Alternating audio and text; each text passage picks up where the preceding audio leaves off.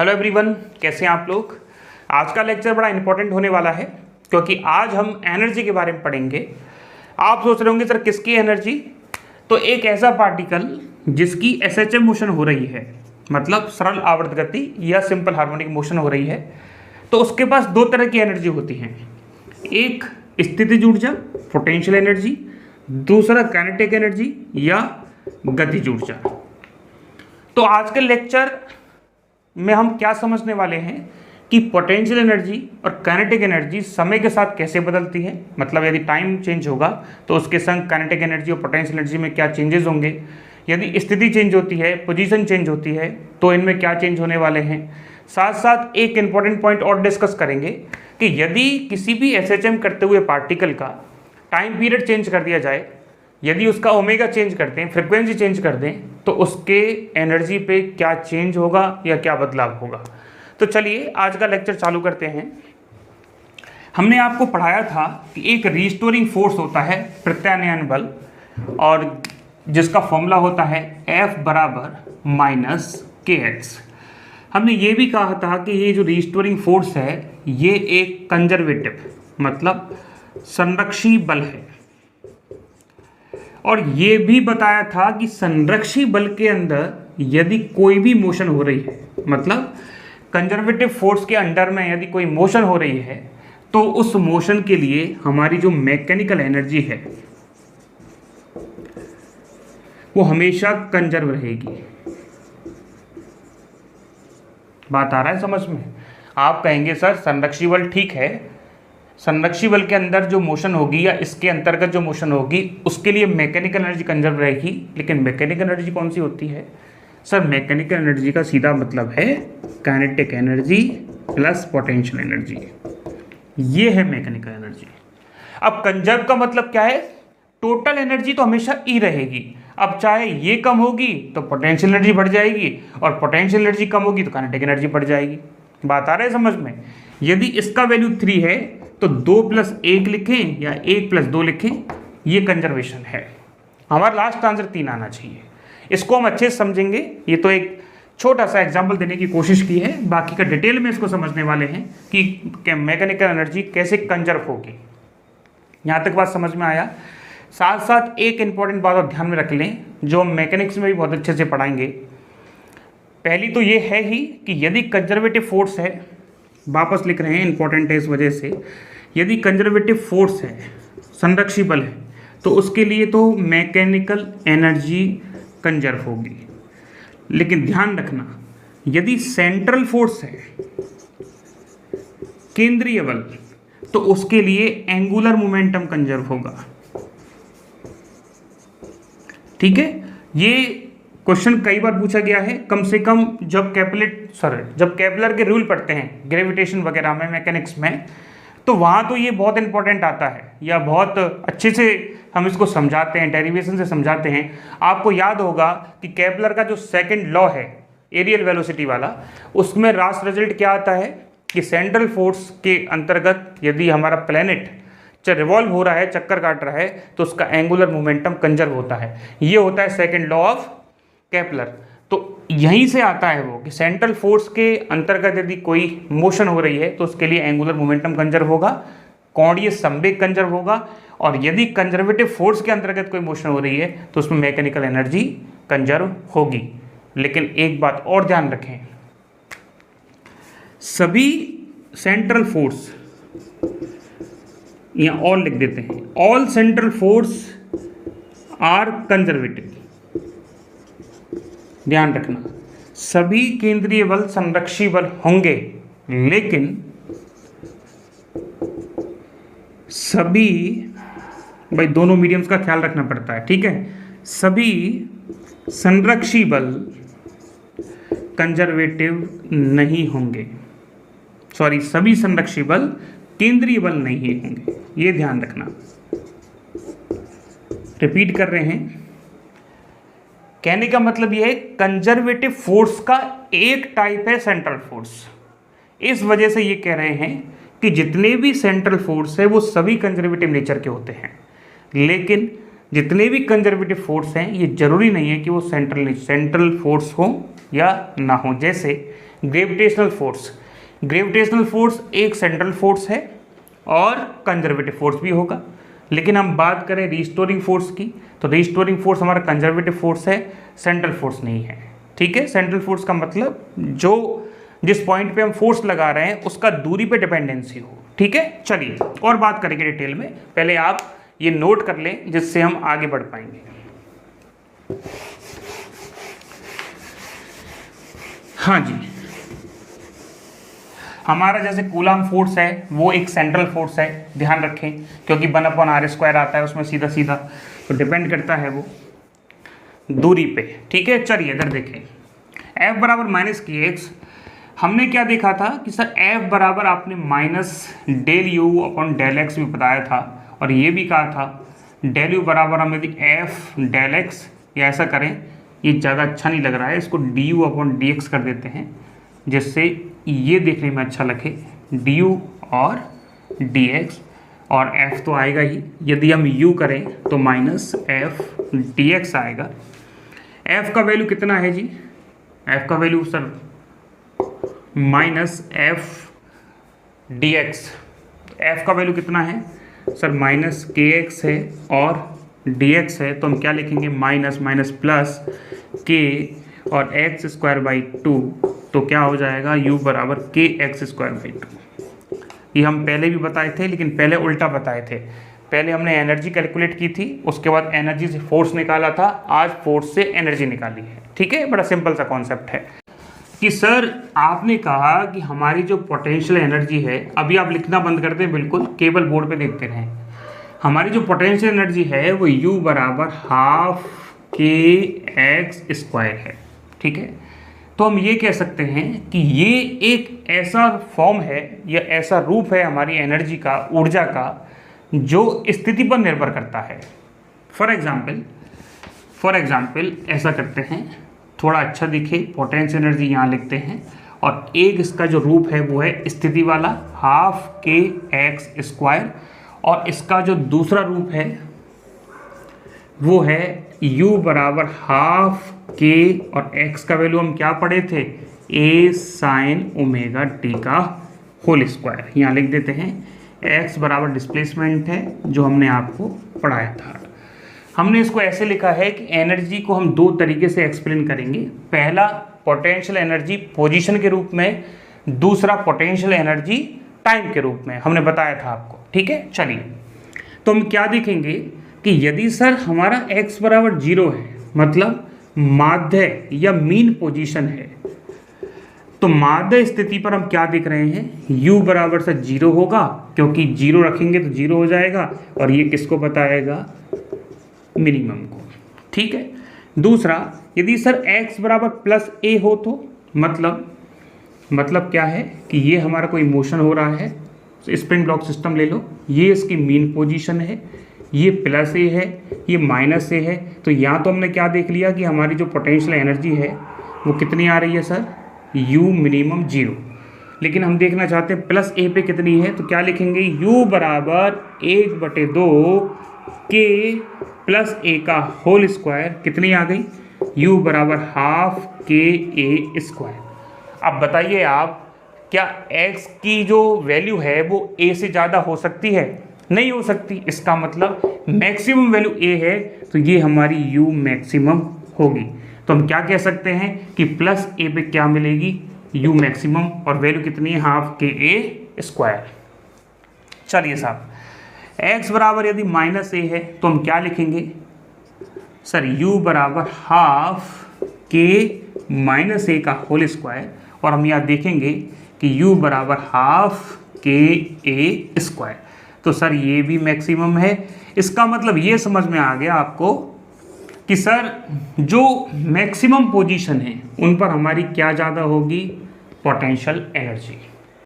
कैसे ज़्यादा होगी? एक बार आप सोच भी सकते हैं। माना यहाँ कि यदि कोई पेंडुलम यहाँ लटक रहा है और उसको हमने धक्का मारा, तो यहाँ उसका वेग मैक्सिमम होगा, लेकिन ऊपर जाके वो यहाँ रुक जाएगा। और यदि वो यहाँ रुक गया है, स्थिर हो गया है, तो उसकी पोटेंशियल एनर्जी कितनी होगी? मैक्सिमम। ये कंडीशन कौन सी है? +a की।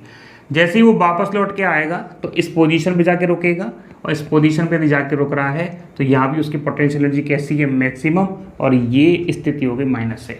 ठीक, चलिए साहब इधर आ जाओ।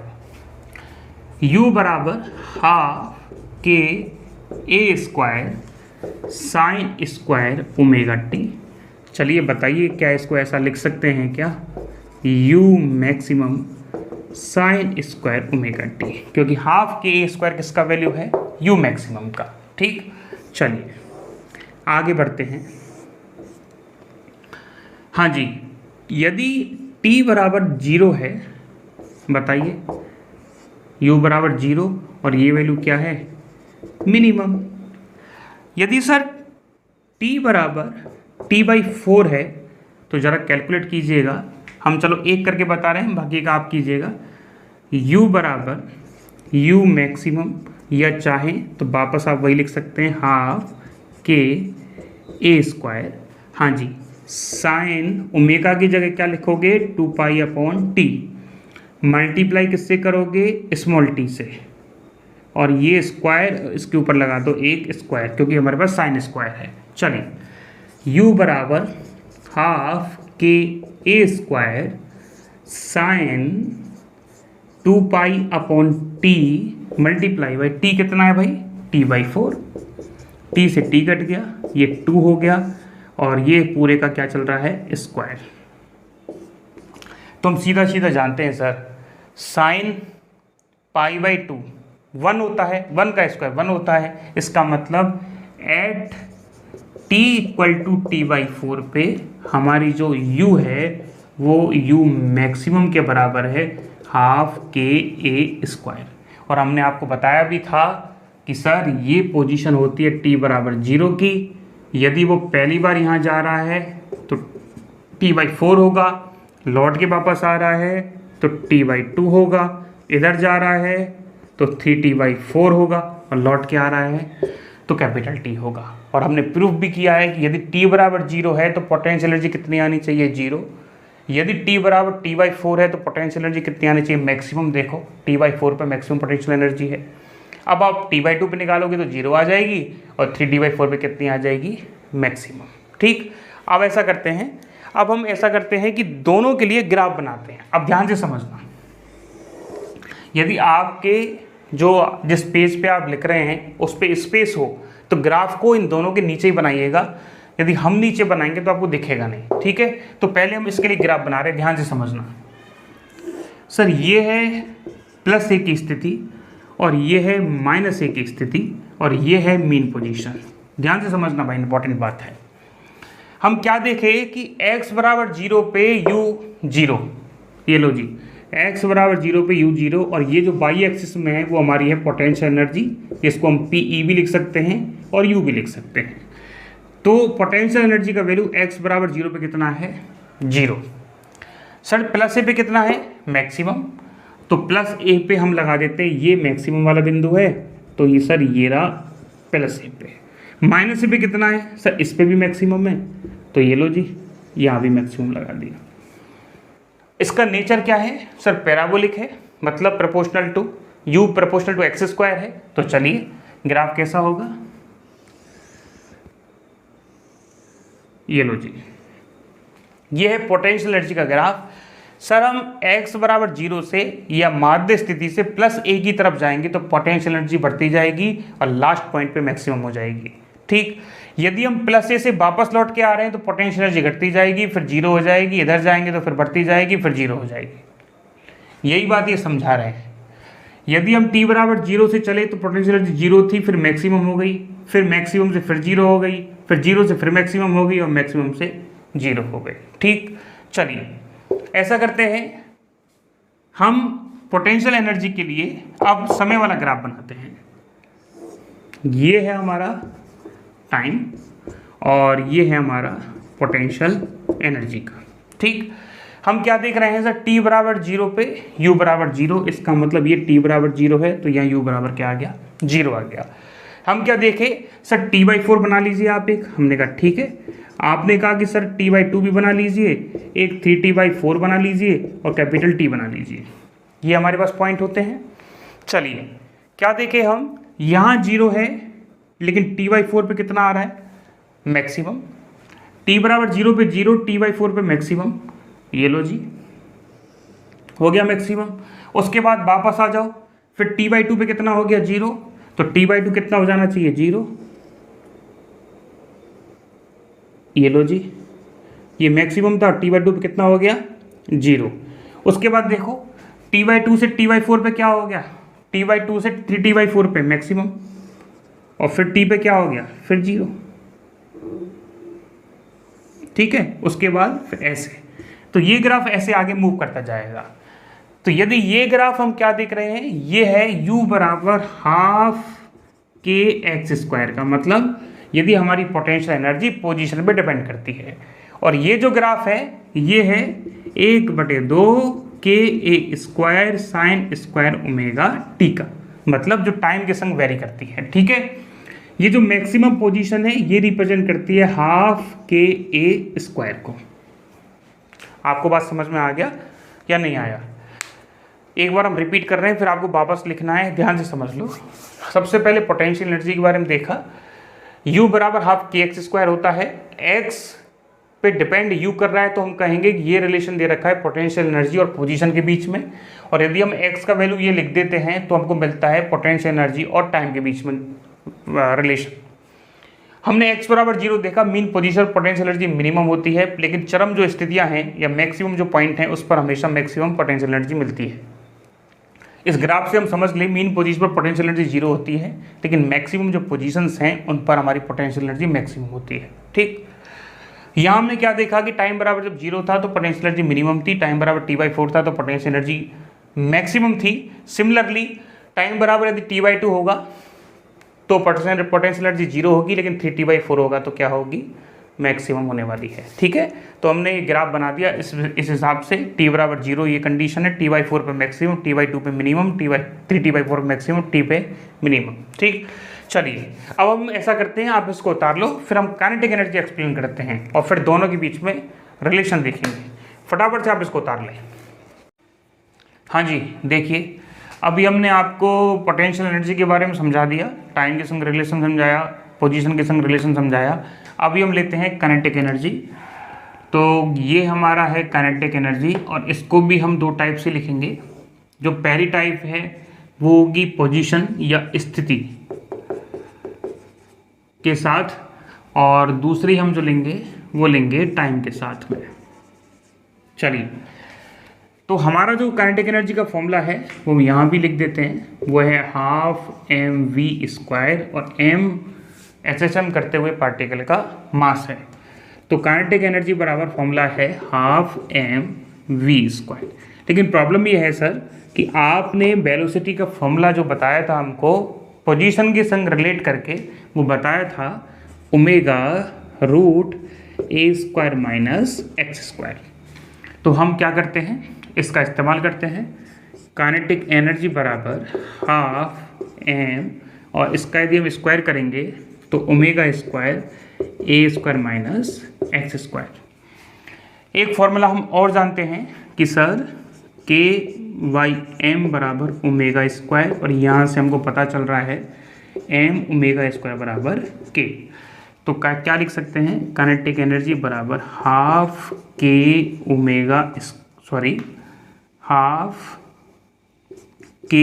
अंदर से क्या आएगा, कुछ नहीं आएगा, a² - x²। चलिए देखिए, एट x बराबर 0 मतलब मीन पोजीशन, माध्य स्थिति पर। तो माध्य स्थिति या मीन पोजीशन पे हम क्या देखेंगे, काइनेटिक एनर्जी बराबर हाफ k² जो कि कैसी है, मैक्सिमम, ठीक। चलिए, एट x बराबर +a, देन हाँ जी काइनेटिक एनर्जी बराबर, इस पे a लिखेंगे तो a में से a जाएगा तो 0 हो जाएगी, और ये किसको रिप्रेजेंट करेगी, काइनेटिक एनर्जी मिनिमम को। और यदि -a होगा तो भी सिमिलर चीज़ मिलने वाली है। इसका मतलब हम क्या समझे कि सर यदि हमारी मीन पोजीशन है तो मीन पोजीशन पे हमको काइनेटिक एनर्जी मिलेगी मैक्सिमम, लेकिन हमारी जो मैक्सिमम पोजीशन है या प्लस एम्पलीट्यूड वाली अवस्थाएं हैं, इन पर काइनेटिक एनर्जी कैसी मिलेगी? मिनिमम। और जो कि जस्ट उल्टा है किसके संग? पोटेंशियल एनर्जी के साथ, क्योंकि पोटेंशियल एनर्जी में ये मिनिमम मिल रहा था और ये मैक्सिमम मिल रहा था। और आपको धीरे धीरे मैकेनिकल एनर्जी का कंजर्वेशन समझ आ रहा होगा, नहीं आया तो फिर आएगा। चलिए अब टाइम के संग देखते हैं। तो half m v square, sir v आप पढ़ाए थे a omega cos omega t, तो लिख देते हैं a omega cos omega t का होल स्क्वायर। हाँ जी, half m a square omega square cos square omega t, और यहाँ से एम ओमेगा स्क्वायर को के लिखेंगे तो के ए square cos square omega t. क्या है ये? Kinetic energy. हम क्या देखें? मैक्सिमम काइनेटिक एनर्जी कितनी है? हाफ के ए स्क्वायर। तो चलिए एक फॉर्मूला ये भी बन जाएगा, हाफ काइनेटिक एनर्जी बराबर, इसकी जगह लिखेंगे काइनेटिक एनर्जी मैक्सिमम और कॉस स्क्वायर ओमेगा टी। तो हमारे पास दो फॉर्मूले हैं काइनेटिक एनर्जी के। ये तो है काइनेटिक एनर्जी विद टाइम और ये है काइनेटिक एनर्जी विद पोजीशन। ध्यान रखना, कई सारे क्वेश्चन आपसे पूछे जाएंगे कि यदि किसी भी एसएचएम पार्टिकल की स्थिति a/2 पर है, हम यहाँ बता रहे हैं, आप लिखना मत, केवल समझा रहे हैं, बाद में करवाएंगे। यदि किसी पार्टिकल की स्थिति a/2 है तो उसकी काइनेटिक एनर्जी बताइए। तो आप ये वाला फॉर्मूला नहीं लगाएंगे, आप ये लगाएंगे। कैसे लगाएंगे? काइनेटिक एनर्जी बराबर half M omega square A square minus A square by 4, कितना आ जाएगा? Half M omega square 3a square by 4। तो इस टाइप का आंसर आएगा आपका 3/8 एम ओमेगा स्क्वायर ए स्क्वायर या 3/8 के ए स्क्वायर, ये आंसर आएगा आपका। आपसे पूछ लिया कि एसएचएम करते हुए पार्टिकल का t बराबर t/8 सेकेंड पर आपको बताना है काइनेटिक एनर्जी, तो आप ये वाला फॉर्मूला इस्तेमाल करेंगे। यहाँ क्या करेंगे? कॉस ओमेगा टी है तो इसको लिखेंगे कॉस 2 अपॉन कैपिटल टी, और आपको क्या दिया है? t/8, टी से टी कट जाएगा, ये आ जाएगा 4 टाइम्स, तो कॉस π/4 1/√2 होता है, तो 1/√2 का वैल्यू का स्क्वायर कर देंगे और आपका आंसर आने लग जाएगा। आ रहा है कुछ समझ में क्या कह रहे हैं? तो क्वेश्चन जो है वो सिंपल पूछा जाएगा, लेकिन आपको पता होना चाहिए कि किस क्वेश्चन के लिए कौन सा फॉर्मूला लगाना है। चलिए आगे न्यूमेरिकल करवाएंगे डिटेल में, तो आप इसको अभी रहने दें, आगे समझें। हाँ जी, सिमिलरली एट t बराबर 0, जब t बराबर 0 कॉस में रखेंगे तो कॉस का वैल्यू मैक्सिमम होता है 1 होता है, तो काइनेटिक एनर्जी बराबर कितना आ जाएगा? हाफ के ए स्क्वायर फॉर्मूले से, ठीक है। और ये मैक्सिमम को शो करेगा। देखो वही मिल रहा है, t बराबर 0 कहाँ होगा? यहाँ होगा, तो t बराबर 0 पे कितना होता है काइनेटिक एनर्जी? मैक्सिमम। फिर हम इधर गए तो कितना होता है? t/4। हम लौट के इधर आए तो कितना होगा? t/2। फिर इधर कितना होगा? 3t/4, और हम वापस लौट के आएंगे तो t होगा। तो सिमिलरली एट t बराबर t/4 पे बताइए, आप वैल्यू रखिएगा, काइनेटिक एनर्जी कितनी आ जाएगी? 0। अब t बराबर यदि आप t/2 पे देखेंगे तो काइनेटिक एनर्जी आ जाएगी आपकी मैक्सिमम, ठीक है। देख लीजिएगा, वैल्यू रखिएगा, पहले भी निकलवा चुके हैं। और यदि हम t बराबर t पे देखें तो काइनेटिक एनर्जी कितनी आ जाएगी? सॉरी, हम उल्टा लिख दिए क्या? हाँ, नहीं उल्टा नहीं लिखे हैं, ठीक लिखे हैं। काइनेटिक एनर्जी t बराबर 0 पे मैक्सिमम, t/4 पे मिनिमम, t/2 पे फिर मैक्सिमम, t/2 पे वापस मैक्सिमम लिखा है। हाँ जी, उसके बाद 3t/4, सॉरी हाँ, ये 3t/4 आएगा। यहाँ काइनेटिक एनर्जी वापस 0 हो जाएगी, और जैसे ही t बराबर हमारा कैपिटल T होगा वापस मैक्सिमम हो जाएगी, ठीक है। यहाँ लिख रहे हैं, ये इधर देख लीजिए, एट t बराबर कैपिटल T पर काइनेटिक एनर्जी कितनी? मैक्सिमम। चलिए अब हमने क्या कहा, ये दोनों यहाँ इसका ग्राफ बनाएंगे जो हम उधर बनाने वाले हैं, और t वाले नीचे t वाले का ग्राफ बनाएंगे। हमारे यहाँ स्पेस नहीं है, इस वजह से वहाँ बना रहे हैं, ध्यान से समझना। ये है इनकी बाध्य स्थिति x बराबर 0, ये इनकी क्या है? +1, मैक्सिमम एम्पलीट्यूड, ये है मिनिमम एम्पलीट्यूड। काइनेटिक एनर्जी देखो, जब मीन पोजीशन थी x बराबर 0, ये रहा, तो क्या था मैक्सिमम, तो x बराबर 0 पे मैक्सिमम काइनेटिक एनर्जी। प्लस ए पे क्या देखने को मिला, प्लस ए और माइनस ए दोनों पे 0 है सर, तो प्लस ए पे भी 0 है और माइनस ए पे भी 0 है, और ये हमारा ग्राफ ये बन गया। ठीक है, ये किसका है, काइनेटिक एनर्जी का ग्राफ है विद रेस्पेक्ट टू या वर्सेस किसके पोजीशन के, काइनेटिक एनर्जी। और ये क्या है, काइनेटिक एनर्जी मैक्सिमम, वैल्यू कितना, हाफ के ए स्क्वायर। ठीक, चलिए अब हम देखते हैं, यहाँ लिख देते हैं काइनेटिक एनर्जी विद एक्स। अब हम बना रहे हैं काइनेटिक एनर्जी विद टी। देखो ध्यान से सर, ये हो गया टी, ये हमारी काइनेटिक एनर्जी और ये हमारा 0 टाइम। अब हम क्या देख रहे हैं कि सर टी बराबर 0 पे काइनेटिक एनर्जी मैक्सिमम है, तो आप लिख दीजिए ये हमारा टी बराबर 0, यहाँ काइनेटिक एनर्जी मैक्सिमम। फिर क्या होने वाला है सर, ये है आपका t/4, ये आपका t/2, ये 3t/4 और ये t, तो t/4 पे 0, फिर मैक्सिमम, फिर 0, फिर मैक्सिमम, फिर 0। ये लो जी, यदि आप यहाँ तक बनाना चाहते हैं तो ये बन जाएगा, और आगे रन करना चाहते हैं तो ये और भी आगे रन हो सकता है।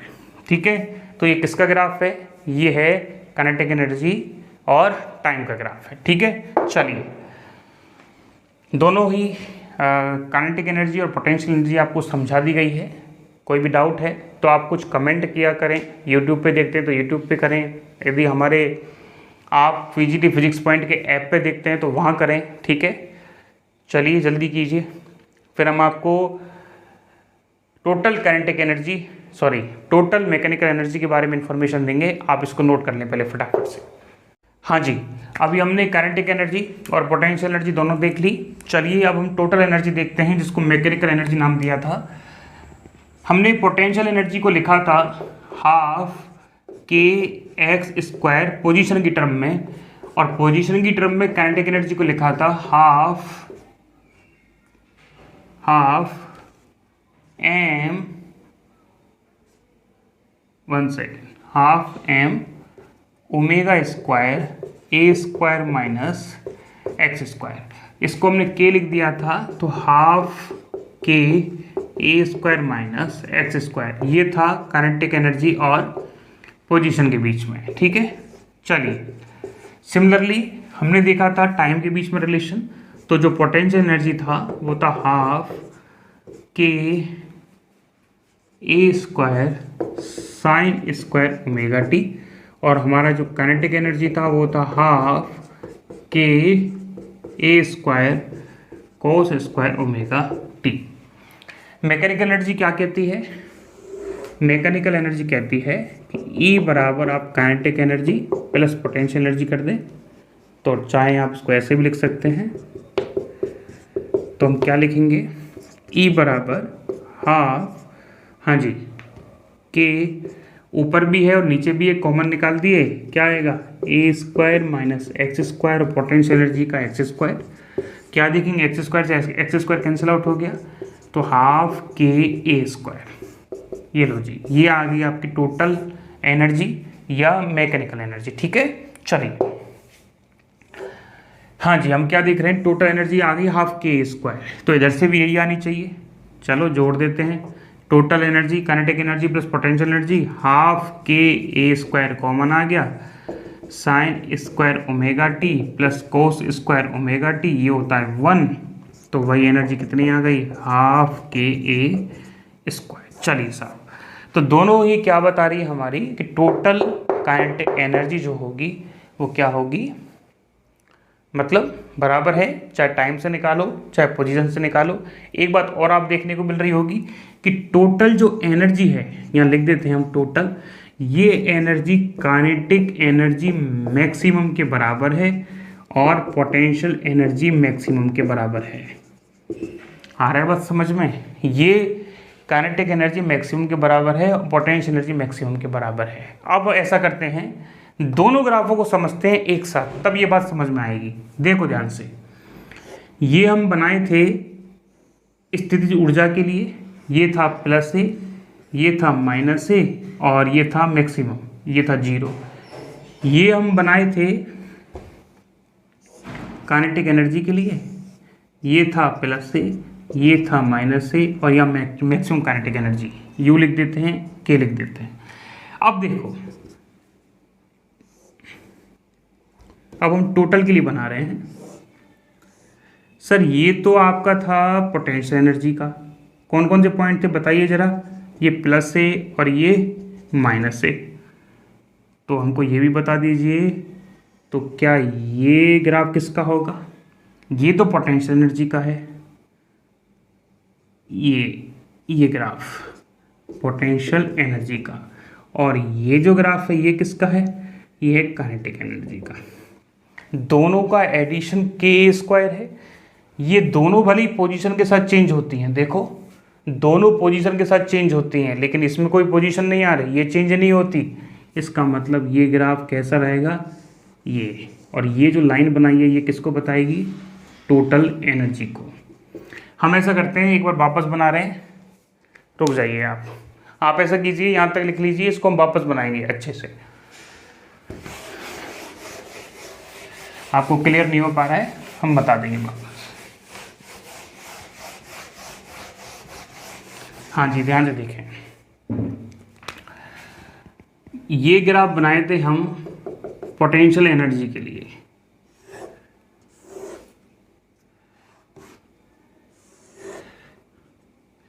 क्या बनाए थे, ये क्या नाम था सर, ये कौन सा पॉइंट था, ये था सर आपका प्लस है, ये कौन सा था सर, ये माइनस है, ये 0, और ये क्या था, ये सर जो पॉइंट था ना, ये था आपका पोटेंशियल एनर्जी मैक्सिमम का। ठीक, हाफ के ए स्क्वायर आई थी, कितनी आई थी मैक्सिमम पोटेंशियल एनर्जी, यहाँ लिख देते हैं, ये मैक्सिमम आई थी हाफ के ए स्क्वायर। बाकी का पोटेंशियल एनर्जी का सूत्र क्या है सर, ये सूत्र होता है हाफ के एक्स स्क्वायर, मतलब पोजीशन के साथ पोटेंशियल एनर्जी बदलती है, ये हमको दिख रहा है।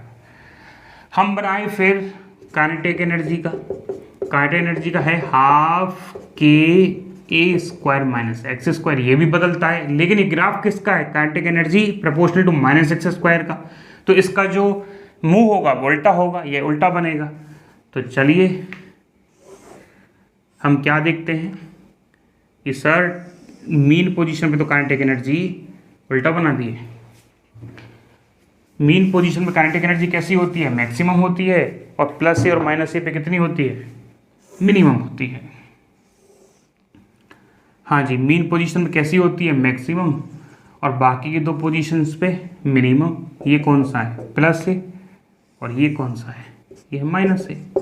कितना वैल्यू है सर, ये है काइनेटिक एनर्जी मैक्सिमम, कितना वैल्यू होता है, हाफ के ए स्क्वायर। ठीक, ये किसका ग्राफ है, काइनेटिक एनर्जी और पोजीशन, सॉरी पोटेंशियल एनर्जी और पोजीशन का, ये काइनेटिक एनर्जी और पोजीशन का। अब इन दोनों का एडिशन कर रहे हैं, और देखो हमको क्या मिल रहा है, टोटल एनर्जी मिल रहा है, ये है ई टोटल। सर ई टोटल का वैल्यू कितना है, वो तो सर हाफ के ए स्क्वायर है, और हाफ के स्क्वायर क्या है, कोई फिक्स वैल्यू होगी, माना ये कितनी है, हाफ के, हम लिख देते हैं ये वैल्यू कितनी है, हाफ के ए स्क्वायर। तो बताइए टोटल एनर्जी में कहीं पोजीशन आ रही है क्या, नहीं आ रही, इसका मतलब ये पोजीशन के संग डिपेंड करेगा ही नहीं, तो ग्राफ क्या बनेगा, ये किसका ग्राफ है, ये है ई टोटल एंड पोजीशन का ग्राफ है। ठीक है, आगे बात समझ में। अब चाहो तो तीनों ग्राफों को एक में बना सकते हो, ये भी तरीका हो जाएगा।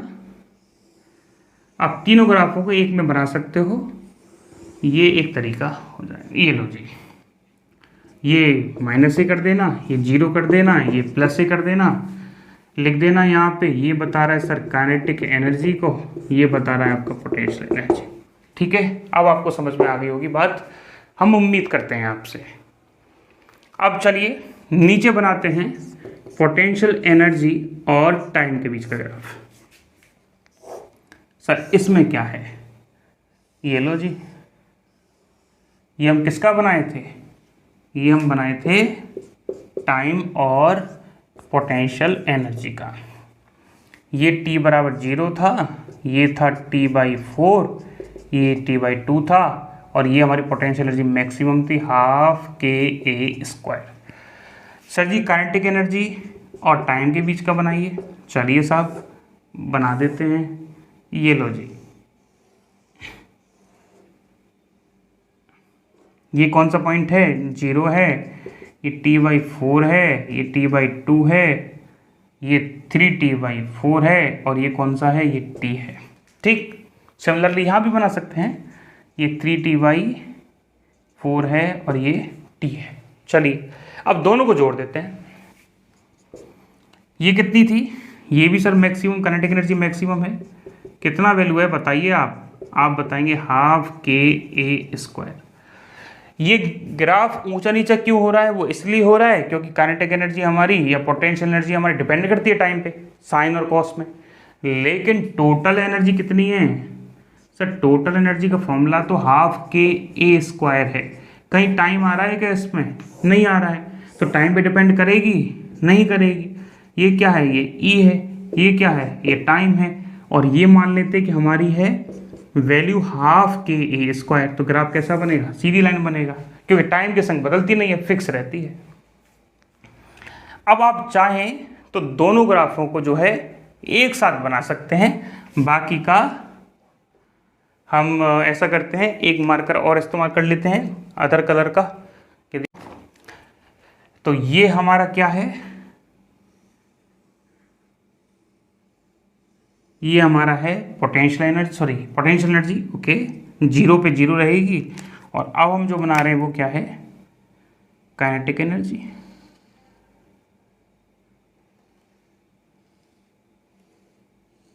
ये लो जी, ये आपका काइनेटिक एनर्जी है। कौन सा? ये तो आपका है काइनेटिक एनर्जी, और ये जो है आपका ये है पोटेंशियल एनर्जी। ठीक है, और ये है टोटल एनर्जी। तो दोनों ही ग्राफ आपको समझ में आ गए होंगे। टाइम के साथ आप चाहें तो फॉर्मूला भी लिख सकते हैं, PE बराबर 12ka² sin² ओमेगा t। इसका फॉर्मूला है काइनेटिक एनर्जी बराबर 12ka² cos² ओमेगा t। इसका ये होता ही है। अब एक बात ध्यान से देखो, हाँ जी, बाद में उतारना, पहले ध्यान से देख लो जो इंपॉर्टेंट बात बता रहे हैं। इंपॉर्टेंट बात अभी बता दें क्या? ऐसा करें, आप पहले इसको लिख लें, फिर हम बताते हैं इंपॉर्टेंट बात क्या है। फटाफट करें, लिखें इसको फटाफट। चलिए आप जरा कॉपी का पेज पलटिए और ये देखिए कि हमने पोजीशन और टाइम के बीच में क्या ग्राफ बनाया था। जल्दी से देख के बताएं। और ये भी देखें कि हमने वेलोसिटी और टाइम के बीच में क्या ग्राफ बनाया था। जब दोनों ग्राफों को देख लें तो फिर इन ग्राफों को देखें तो कुछ अंतर समझ में आएगा आपको। क्या कह रहे हैं? हम कह रहे हैं कि यदि हम x बराबर a sin ओमेगा t का ग्राफ देखें, या b बराबर a omega cos omega t का ग्राफ देखें, या a बराबर -a omega square sine omega t का ग्राफ देखें, सब में एक बात कॉमन है। क्या कॉमन है? इसका ग्राफ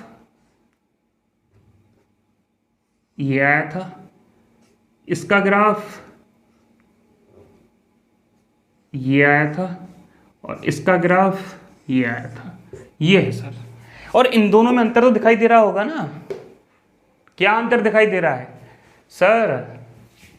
यहाँ तो टाइम है, हमको पता है, यहाँ हमको x भी पता है, लेकिन सर यहाँ से यहाँ तक मतलब पहले टाइम हाफ टाइम इंटरवल के लिए तो ये पॉजिटिव है, फिर नेगेटिव डायरेक्शन में है।